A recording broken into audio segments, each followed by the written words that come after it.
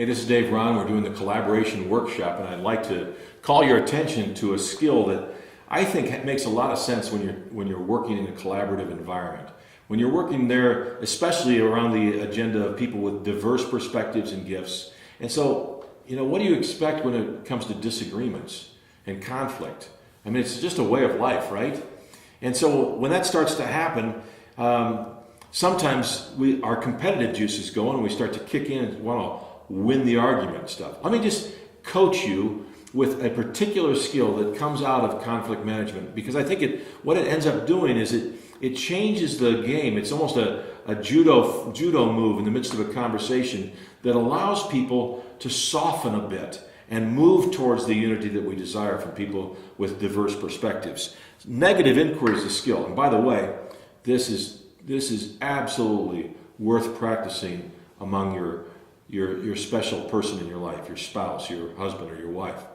So it basically says, I want to humble myself by listening, learning, and going first. So let's imagine that my wife and I have just had a disagreement, and I am working hard to explain my perspective. And every effort I'm taking to do that just gets her madder and angrier, and I don't like that. I don't want that to happen. And when she raises her voice and I raise my voice, now I'm way down the road, far from where I want to be. And I can see that it's going that way, and I don't know how to disrupt that. So I just do this time out. Honey, I clearly we're not talking on the same wavelength right now. So let me just ask you, what could I have done differently as we started this conversation that might have helped us not get into this kind of argumentative state right now? What I've done is negative inquiry. I humbled myself. I ask. I'm going to learn something. I might not like it. It might sting. But the truth is, I'm going to learn something about our relationship that I can act on and do something with that's really, really useful. And it softens Susie at that time, at that moment. She would just, okay, if you're really sincere here, and she might unload, but after she unloads, all of a sudden, my response, if I continue in humility, if I'm earnest about making a change, will make all the difference. Think about leaning in to a group that you're leading through a collaboration, and you're just a bit frustrated about where it's going.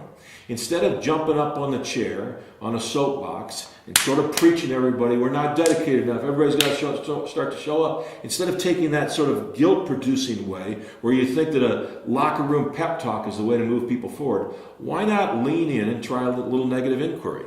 Like this statement: if I could change one thing about how I'm serving this team, what would be most helpful? If there's something I'm doing right now that's not working to lead you guys, I want to know about it. Tell me what I can do better. Tell me what I can do different. When I lean in, inviting people, I might learn something that helps the whole group and the whole project. But more than that, I also create a richer atmosphere for unity where it becomes safer for us to talk about anything as we collaborate. One of the rules of group dynamics here is you've got to sometimes fight before you unite. Hope that makes some sense.